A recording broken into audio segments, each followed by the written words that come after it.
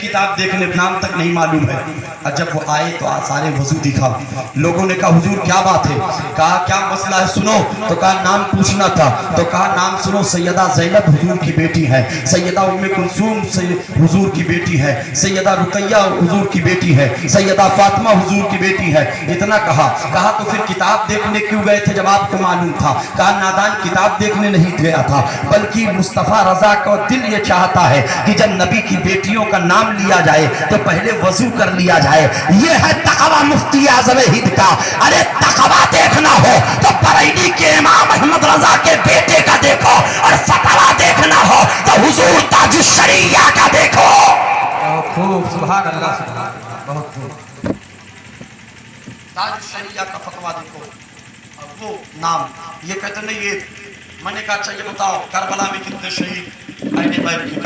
मैंने कहा 21 में कितने हुसैन के भाई थे? फला फला फला। मैंने कहा नहीं पूरा बताओ। 9 थे, 9। कितने थे? कभी सुना है आपने? ऐसी महफिलों में रुकते ही कहाँ हो आप लोग? चाहते हो खतीब साहब आए, चीखें पुकारें, चल दें? अब तो यूट्यूब से देख के बुलाया जाता है, कई जगह से है। मुझे खुद फोन आता है, मैं खुद नहीं जान पाता हूँ कहाँ जाना है, कैसे पहुँचना है, और अक्सर तो छुट्टी नहीं मिलती है। तो हुजूर सल्लल्लाहु तआला अलैहि वसल्लम के नवासे इमाम हुसैन के साथ करबला में 9 शहीद आपके भाई। उनमें एक हैं हजरत इमाम हुसैन, हजरत अब्बास, हजरत अबू बकर बिन अली। ये नाम नहीं बताएंगे, 3 नाम तो कतई नहीं बताएंगे, क्योंकि वो कहते हैं अबू बकर, उमर, उस्मान, इनसे हजरत अली की नहीं जमती थी, इख्तिलाफ था। अच्छा एक बात बताओ, जिससे आपकी दुश्मनी हो उसका नाम अपने बेटों का नाम रखोगे? कतई नहीं रखोगे। और हजरत अली ने 3 बेटों का नाम रखा, अबू बकर, उमर, उस्मान। इमाम हुसैन हजरत अब्बास, हजरत अबू बकर बिन अली, हजरत उमर बिन अली, हजरत उस्मान बिन अली। एक हजरत अब्दुल्ला, एक हजरत उबैदुल्ला, एक हजरत जाफर। कितने हुए? 8। अब पूछो एक मोहम्मद औसत, पूछो ये किसके बेटे हैं? यहीं से वो गोला मारेंगे, नाम नहीं बताएंगे। ये बेटे हैं, ये भी हैं हुजूर के नवासी के बेटे। किसके बेटे हैं? हुजूर की नवासी मौला अली के बेटे मोहम्मद औसत। आइए इनकी माँ का नाम है हजरत उमैमा। आइए कौन उमैमा है कि जिस तरह अल्लाह के रसूल की बारगाह में रसूलुल्लाह नमाज पढ़ते थे तो नमाज की हालत में हुसैन कभी पुष्ट पर, कभी पैरों के बीच में, कभी सजदों के माबैन आते थे, कभी खुतबों के माबैन आते थे। ऐसे ही हजरत उमैमा नवासी रसूल हैं, ये भी क्या करती थी? ये भी आती थी और हुजूर के पास खड़ी हो जाती, हुजूर गोद में उठा के नमाज पढ़ती, सजदे के वक्त उतार देते। ये नहीं बताएंगे, ये सुन्नियों को छोड़ दिया, सुन्नी बताएगा। सुन्नी इसलिए बताएगा क्योंकि सुन्नी अहले बैत को भी मानता है, सुन्नी सहाबा को भी मानता है, सुन्नी कुरान को भी मानता है। और ये एक जमात है जो सिर्फ कुरान को मानती है, एक जमात सिर्फ अहले बैत को मानती है, एक जमात सिर्फ सहाबा को मानती है। मगर अल्हम्दुलिल्लाह अहले सुन्नत व जमात का मामला ये है, आला हजरत सरकार फरमाते हैं, आला हजरत सरकार फरमाते हैं कि एक तरफ कश्ती नूह है, यानी नजात वाली कश्ती अहले बैत की शक्ल में है, और एक तरफ सितारों की अंजुमन की रोशनी सहाबा की दात है, और इन्हीं दोनों के माबैन हमारी नजात है, हमारी जिंदगी का मामला पार है। वो अहले बैत। हजरत उमैमा किसकी बेटी है? हजरत ज़ैनब। हजरत ज़ैनब कौन? जो सरकार की एक बेटी है जिनका निकाह जनाबे आस के साथ होता, बुलास, उनकी बेटी है उमैमा। और हजरत फातिमा ने वसीयत की थी मौला अली से कि मेरे इंतकाल के बाद तुम शादी करना तो उमैमा मेरी भांजी है, उससे करना, मेरी बहन की बेटी से। हजरत अली ने शादी किया, उन्हीं से पैदा हुए मोहम्मद औसत اور وہ بھی میدان کربلا میں. اب ان سے پوچھو محمد اوسط کون تھے, فٹ سے وہ بتائیں گے, اور جیسے وہ بتائیں گے ان کو ماننا پڑے گا. نبی کی اور بھی بیٹیاں تھیں, نبی کی اور بھی بیٹیاں تھیں, اور پتہ چلے گا اہل سنت کا عقیدہ نکھر کے سامنے آئے گا. مگر یہ لوگ کہتے ہیں کربلا میں میرے آقا امتحان دینے گئے تھے تو امتحان سے پہلے درجہ کو دیکھا جاتا ہے. میں نے بتا دیا کہ ہاں درجہ کو بھی دیکھا گیا ہے. مگر کچھ لوگ کہتے ہیں حسین اگر اتنے پاورفل تھے, نبی کے نواسے تھے, تو حسین اگر چاہتے تو دعا کر دیتے تو آب کوثر آ جاتا, یا وہی پانی جو ہے نہر فرات کا واپس آ جاتا. میں نے کہا او نادار, تو بات کرتا ہے دعا کرنے کی, حسین اگر تھوک دیتے تو زمین اپنے سینے کو چاک کر کے چشمے کا نزول فرما دیتی اور آقا حسین پانی سے سیراب.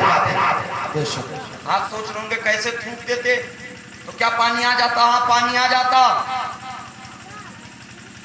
نواز رسول امام حسین نے تہنیک کے موقع پر نبی کے زبان کو اپنے منہ میں رکھ کے چوسا, اور یہ ایک بار نہیں انیک بار حضور کے دعا کو امام حسین نے چوسا.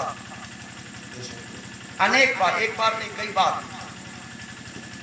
اور ایک صحابی رسول ہے حضرت عامر بن قریش, شاید آپ نے اب تک نہ سنا, وہ جنگ میں تھے حضور کے ساتھ, جنگ میں تھے حضور کے ساتھ. تو آپ کو پیاس لگی, بہت زیادہ پیاس لگی. آپ نے حضور سے کہا حضور بہت سخت شدت کی پیاس ہے, پانی چاہیے. حضور نے کہا پانی تو نہیں ہے, ادھر آؤ.